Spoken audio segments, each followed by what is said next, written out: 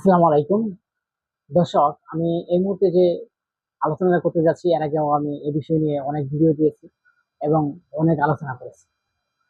কারণ আপনারা জানেন যে গতকাল ডক্টর মোহাম্মদ ইউনূসের সাথে বাংলাদেশের জামাত ইসলামের একটা আলোচনা হয়েছে এবং বৈঠক হয়েছে, এবং সে বৈঠকে স্পষ্ট বার্তা প্রধান উপদেষ্টা বলেছেন যে আগামী ফেব্রুয়ারি মাসের প্রথম নির্বাচন, এতে সবাইকে প্রস্তুতি নেওয়ার জন্য আহ্বান জানিয়েছে। অলরেডি আমরা জানি নির্বাচন কমিশনার এবং সব দল তারা বিভিন্নভাবে আলোচনায় অংশগ্রহণ করেছেন এবং তারা আগামী নির্বাচন কবে হবে এবং স্পষ্ট বার্তা দিয়েছেন। এবং জামাত ইসলাম বলেছেন যে তারা যে কয়েকটা ইসলামী দল মিলে ঐক্য হয়েছেন, তারা সেখানে চেয়েছেন যে আগামী নির্বাচনটা পেয়ার পদ্ধতির নির্বাচন হবে, এবং পেয়ার পদ্ধতির নির্বাচন না হলে তারা কঠিন আন্দোলনের হুঁশিয়ারি দিয়েছেন। এবং এই জামাত ইসলাম তারা বলেছেন যে আগামী নির্বাচন পেয়ার পদ্ধতি হতে হবে এবং তাছাড়া নির্বাচন দেওয়া হবে না। এখন আপনার যে নির্বাচন কমিশনার ইসি এবং তারা কিন্তু বলেছেন যে আগামী নির্বাচন ফেব্রুয়ারিতে হবে এবং বর্তমানে যে সংবিধান সেই সংবিধানে হবে। কিন্তু যখন পেয়ার পদ্ধতিতে নির্বাচন চাচ্ছে জামাত ইসলাম, তখন কিন্তু ইসি নাকচ করে দিয়েছেন এবং তাদের কথার ধরতে গেলে কোনো মূল্যায়ন হয় নাই। ইসি বলে দিয়েছে যে সংসদে এখন যে নিয়ম আছে সেই নিয়মেই কিন্তু আগামী নির্বাচন প্রতিষ্ঠিত হবে। এখন জামাত ইসলাম বলেছেন যে যদি আপনারা যে সংবিধান বলেন সংবিধানে নাই, তাহলে ডক্টর মোহাম্মদ ইউনূস যে সরকার সংগঠন সরকার হইল, এটা কোন সংবিধানে হয়েছে? হ্যাঁ, তাদের প্রশ্নের একটা গুরুত্ব আছে, তাদের প্রশ্নের একটা ব্যাখ্যা আমি করতে যাচ্ছি। তিনি বললেন যে ডক্টর মোহাম্মদ ইউনূস কোন সংবিধানে তিনি ক্ষমতায় বসলেন, এবং বাংলাদেশে 2000 একটা আপনারা জানেন 24-এ যে নির্বাচন চলে গেছে। এখন অগর কথা জামাত ইসলামের কথা হচ্ছে যে 2024 সালে যে নির্বাচন চলে গেল, তাহলে এখন যে 5 বছর পরে আবার দেখা যায় 2029 সালে নির্বাচন প্রয়োজন, তাহলে কেন 2026 সালে নির্বাচন দেওয়া হবে? তারা এটা কথার কথা হিসেবে বলেছেন। যদি সংবিধান পরিবর্তন করা না যায়, তাহলে এই কোন সংবিধান পরিবর্তন? এবং যখন ইসিকে বললে ইসি বিভিন্ন কথা নিয়ে তাদের বলে দিয়েছেন।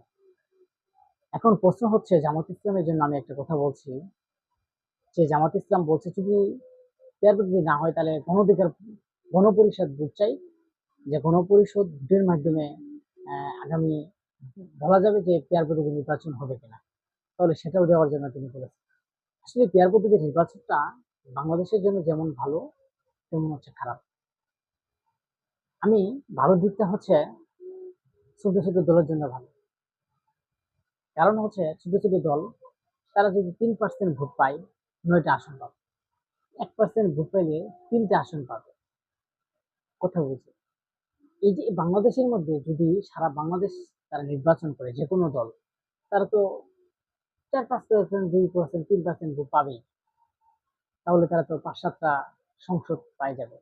আর যদি পাই, তাদের সাথে যাদের সম্পর্ক তারাই সেখানে প্রতিনিধিত্ব দিবে। কিন্তু পেয়ার পদ্ধতি নির্বাচন আমি একটা বারবার কথা স্পষ্টভাবে বলেছি যে জনগণের জন্য সেটা ম্যাটার না, জনগণের জন্য সেটা বেটার হবে না।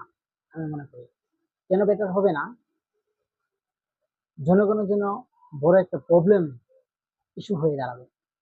আপনারা দেখেছেন যে আওয়ামী লীগের সময় নির্বাচন কমিশন যাকে দেওয়া হয়েছে, সেই কিন্তু আহ ভোট ছাড়াই কিন্তু আপনার এমপি বা চেয়ারম্যান হয়ে গেছে।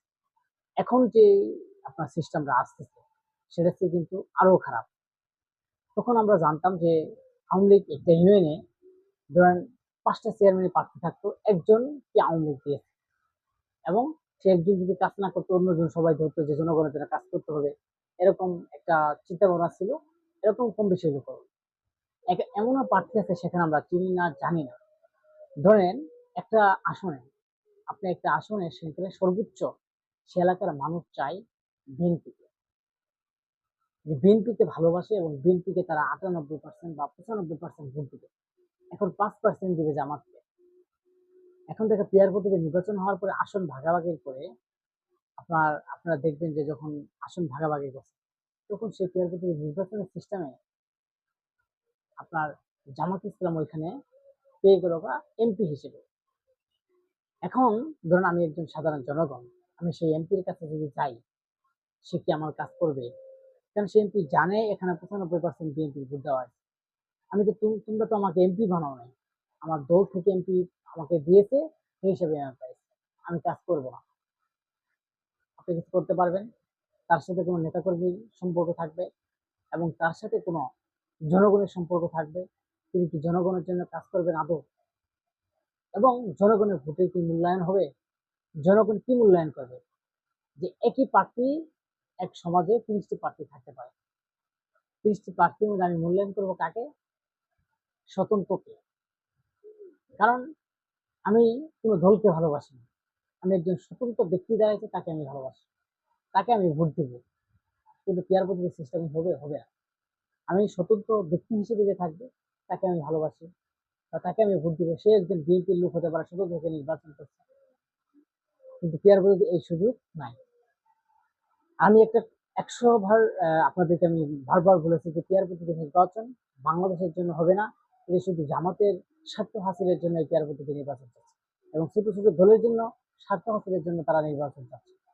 আমি একটা কথা বলি যে বিএনপি বলছে যে 300 আসনে নির্বাচন করে প্রতিযোগিতা করে পাঠান। হ্যাঁ, আমি জামাত ইসলামকে আমি সমর্থন করি এবং ভালোবাসি, যেহেতু ইসলাম একটা দল।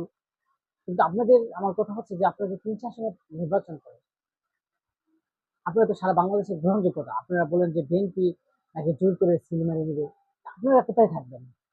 আপনারা তো অনেক বড় দল, আপনারা বলেন আপনারা আগামীতে ক্ষমতায় যাবে, বিএনপিকে মানুষ চায় না। আমার প্রশ্ন হচ্ছে যে যদি বিএনপিকে না চাই এবং বিএনপিকে মানুষ ভালোবাসে না, কথা বলুন, তাহলে অবশ্যই আপনাকে ভালোবাসে এবং আপনাদের জনশক্তি বেশি এবং আপনাদের ভোটের সংখ্যা বেশি, তাহলে কেন আগামী নির্বাচন আপনারা ভয় পাচ্ছেন?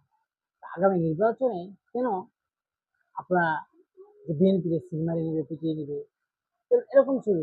বাংলাদেশ সরকারের পক্ষ থেকে অনেক দেখতে পাচ্ছি নৌবাহিনী, পুলিশ, সেনাবাহিনী, আনসার সবকিছু লিপ্ত থাকে, বিমান বাহিনী পর্যন্ত।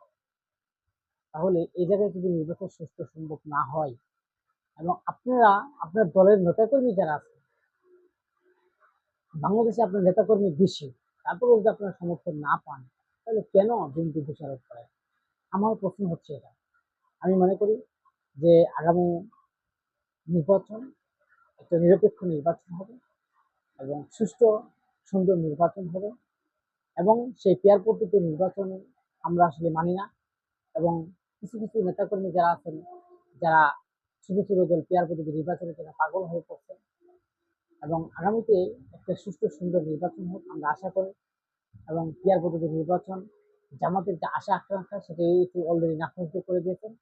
যে বাংলাদেশে আমি মনে করি যে বাংলাদেশের যে অবস্থা, সে অবস্থায় এই পেয়ার পদ্ধতি নির্বাচন সম্ভব না। সবাই ভালো থাকবেন, সুস্থ থাকবেন।